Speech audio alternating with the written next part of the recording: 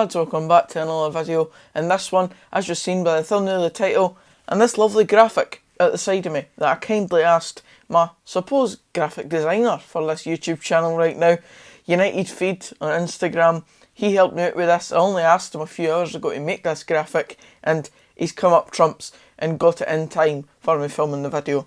Asked for a Scotland graphic with various Scotland players in it wearing the previous kit, and he's done a good job. Yesterday's video was a bit of a kit bonanza, and today I'm wearing a brand new kit as well. It just arrived from the boys over at Classic Football Shirts. Now, obviously I've not been gifted this and anything, I'm certainly not that high up, but I did indeed order it, and it's very nice to receive, and it's a good quality kit. Atletico Madrid kit for a few seasons ago. It's one of my favourites, I have to say. I'm glad I've got it as part of my collection. But enough about that malarkey and Atletico Madrid as a whole. Let's get on the proper colours. Scotland! Now, yes, it's not the correct colours, obviously. You can see there, they're wearing the lovely blue of Scotland and I'm wearing the yellow away kit. Maybe one day I'll get that kit because that's one of my favourites, definitely. However, as you've seen by the thumbnail, the title, etc, etc, we're going to be talking about how I would line up Scotland in various different setups. There is the option of a 4-2-3-1, I do suppose, and a 3-5-2, which a lot of people have been speaking about in recent times as a formation that would suit the players that we do have at our disposal, especially in terms of trying to fit both Tierney and Robertson into a team. However, in recent days there's also been the departures of players like Ollie McBurnie and Lawrence Shankland for the squad due to injuries, so the 3-5-2 might not be the exact best option for us at this moment, considering the lack of strikers that we have at our disposal, and quality strikers at that. So, I'm going to take you through my lineup. Once again folks, this is 100% my own opinion, not fact. You've got your own, you're entitled to it. We move on. Get discussing in the comments down below if you agree with my lineup and what your lineup would be for Scotland going into the upcoming games in the Nations League and that crucial tie against Israel in October. So, I would go with a 4-2-3-1. Simply because of the lack of quality strikers, as I did mention. And in goals, I would go with John McLaughlin of Rangers currently. Obviously started off the season well, so far this season not conceding a goal as Rangers goalkeeper. There is the other option of David Marshall and also Robbie McCrory further back in the pecking order in the Scotland squad. David Marshall, there's an argument there, but I think Robbie McCrory, it's just a bit too early for him to come into the full first team. My opinion though is that John McLaughlin should start simply because he's been in cracking form so far. Now, as I mentioned, I'm going to go with a back four, and that does mean that Kieran Tierney switches over to the right hand side at right back. Now, ideally, I'd probably play a 3-5-2 and have him as the left side of a three-man defence. However, as I've mentioned, just the lack of quality, I think, means that we will go with a back four. And Steve Clarke has always preferred the back four in his time as a manager, I do believe. So I think, overall, Tierney's best inclusion in this team would be at right back. Central defenders, on one side, I'd have either Liam Cooper or Scott McKenna. Liam Cooper, obviously of Leeds United, just recently promoted into the Premiership, has done very well and has got a lot of plaudits over the last few years, and it's always been one that when he wasn't called up to the Scotland squad was always one that fans were really desperate to see called up. So now that he is and regularly involved, hopefully he can get into that starting berth now.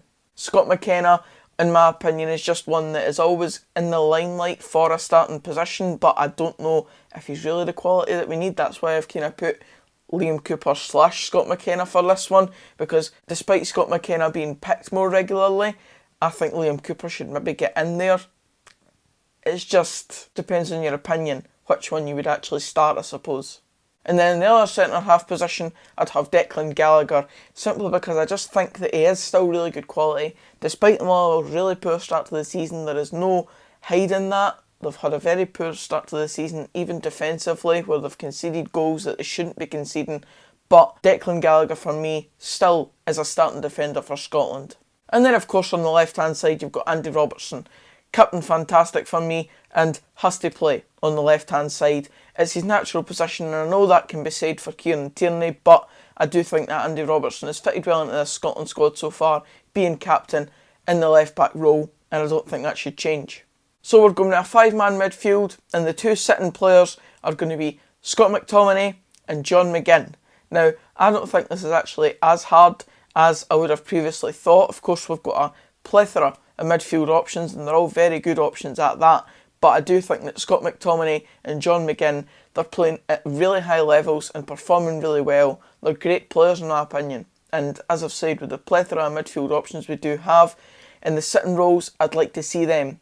There is a call for Ryan Jack from some people, especially obviously Rangers fans, and there's no doubt that he's performed well at the start of the season as well, as have the full Rangers team pretty much. And Ryan Jack's been a pivotal cog in the middle of their midfield for that. But in my opinion, it's McTominay and McGinn to start this game. You can have your own opinion on it and let me know in the comments below.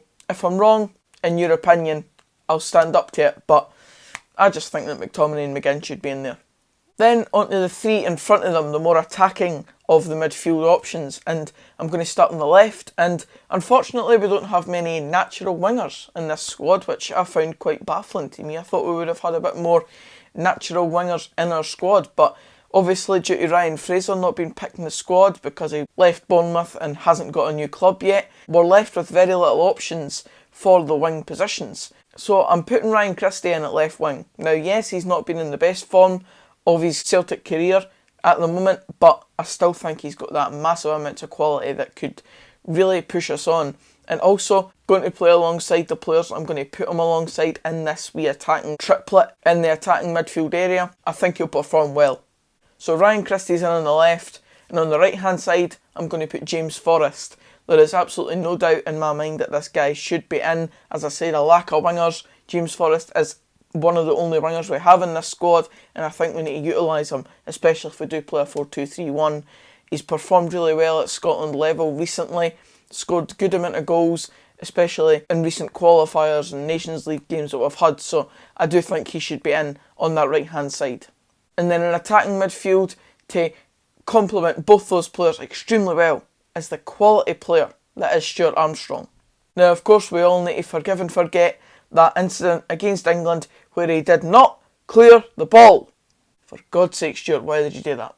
Now for all that was a horrendous moment in Scotland's history, let's be honest, Stuart Armstrong has performed out of his arse for Southampton in the last season and has been at the forefront of their attack alongside Danny Ings in the Premier League, so there is absolutely no doubt that Stuart Armstrong is perhaps our best performing player within our squad right now, alongside players like Andy Robertson, John McGinn, etc, etc. So for me there's no doubt that he plays in that number 10 in the hole role. And he'll be providing the service and ammunition for the new Scotland man, Lyndon Dykes. I personally think all the hoo-ha about bringing in Lyndon Dykes and him choosing Scotland over Australia means that he was destined to get a starting position for this game. Obviously, the departures of players like Ollie McBurney and Lawrence Shankland have helped that now, hopefully to get his first goal for Scotland. It'll be nice to see. He clearly wants to play for Scotland, having chosen Scotland over Australia. So I'd really like to see him come into the team and perform really well, especially with that quality player behind him and someone like Stuart Armstrong.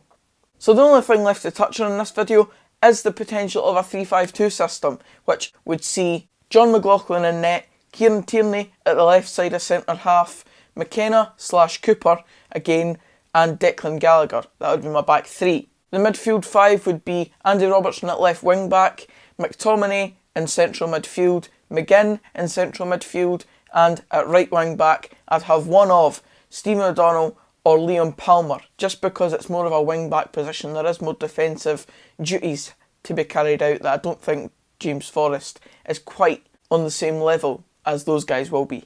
And then again, in that position in front of the midfield is the attacking option of Stuart Armstrong. And then this is where it gets a bit tricky, because obviously we have a lack of striking options, and the main reason why I didn't go with it as my main formational option up front would be Lyndon Dykes and Oliver Burke. It's not the best option. I will definitely agree with you on that one.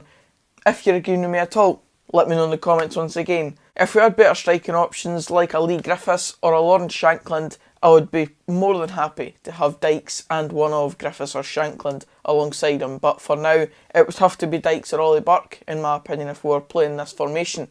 So we'll just wait and see what Steve Clarke picks, and hopefully it's for the best of Scotland in terms of the results we pick up and the performances that's out on that pitch. But that's it for this video, guys. Cheers for watching. If you did enjoy it, please give it a like. Comment down below your thoughts. As I said, what team would you pick for Scotland, and what's your score predictions for this upcoming game against Israel tomorrow night, since it's Thursday, as you're watching this, hopefully. Subscribe for more of this type of content, and until the next video, I'll see you then. On to Scotland! Yes!